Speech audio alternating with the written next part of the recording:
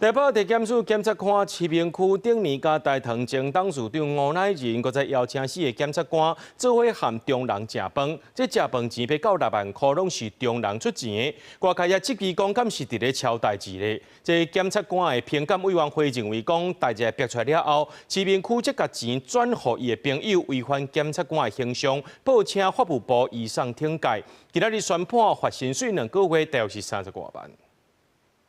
餐厅外口讲有笑，去年底这个餐会由任的中介业者请犯下带汤卖地案，互人判有罪定案的民进党前秘书长吴乃仁，做伙食饭的还有北检检察官市面区顶在场引起风波，而且我要6万块的餐费全部是业者付钱。这个案经过北检调查，检评会决议，甲市面区移送庭戒法院，专案移送宣判，市面区互人判罚2个月薪水，还可以当上诉。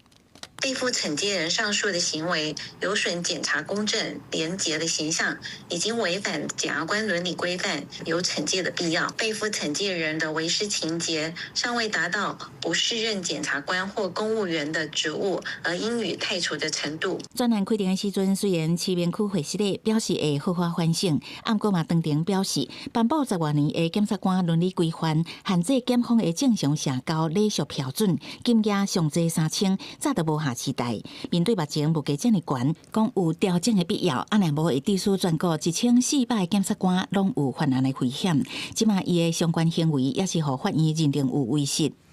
检察官在台湾就是具有就是侦查犯罪，然后必须要可以受到社会信任，要有公正的形象。所以就这部分的话，